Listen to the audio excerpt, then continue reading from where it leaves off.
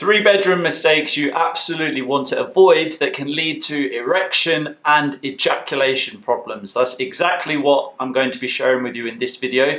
If you find this helpful, in the bottom right hand corner you will see a button that says subscribe. Click on the button so that you can get the latest brand new videos and tools as I share them. When erection problems or ejaculation problems happen, performance anxiety, we start to question ourselves. We start to think, what's wrong with me? What's wrong with my body? What if I can't satisfy them? And ultimately it becomes this elephant in the room that we don't really talk about with the other person, but it leads to us ultimately feeling like less of a man. It's normal to ask ourselves these kinds of questions when we're experiencing this, but at the same time, of course, we want to get this sorted so that we can feel normal again. So here's the first one. Go, go, go. Go, go, go. Green light, let's go. This also reminds me of the Fatboy Slim song, Right Here, Right Now. In our busy lives, we have this unrealistic expectation that magically both ourselves and our partner are going to be ready to go, go, go at exactly the same time.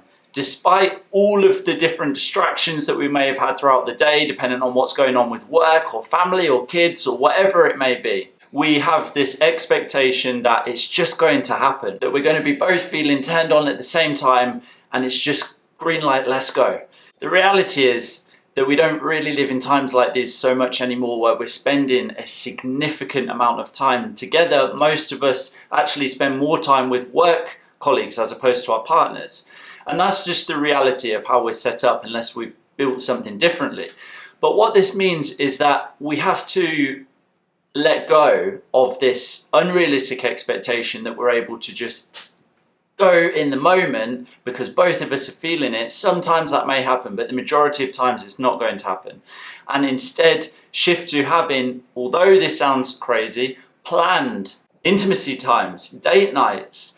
Because when those moments are carved out, things are more likely to lead to intimacy, both wanting it, because you have carved out time for yourself.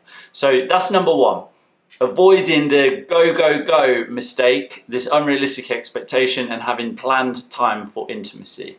Number two, context. There are many different things that turn us on and also turn us off. Exactly the same for our partner. There are completely different things that turn them off and turn them on. And this is just talking about sex. There's also other elements that impact our context of how horny we're feeling or not. Things like, how's work been in the day? What's going on in life? Are there things that we're having to sort out? Are there high pressure things that are going on at the moment with the business or with finances, whatever it may be? All of these things impact what I call context.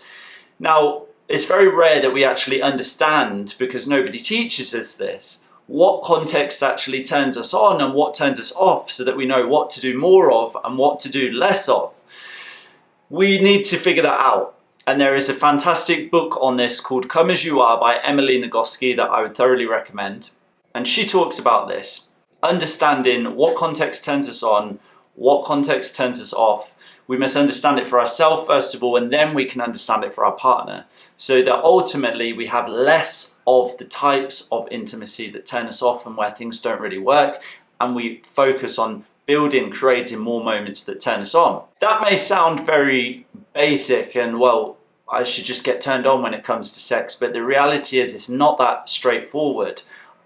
There's multiple things, switches if you like, that have to switch on in our body when it comes to engaging in intimacy for us to be able to be present, for us to be able to get and maintain an erection, or for us to be able to climax at the right kind of pace that we want to. And so it's important not to brush this one off as sounding too basic. Okay, if these two have been helpful so far, I'd like to invite you to the performance anxiety quiz. If you are experiencing erection or ejaculation challenges, the first step is getting to the bottom of what's going on.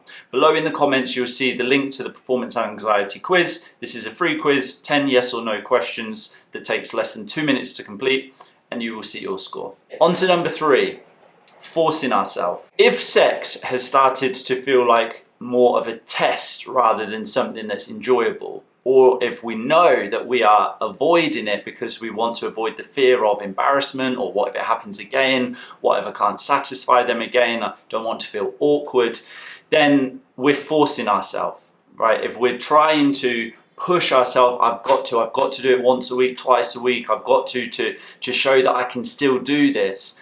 And it feels every time like there's this tension in our body.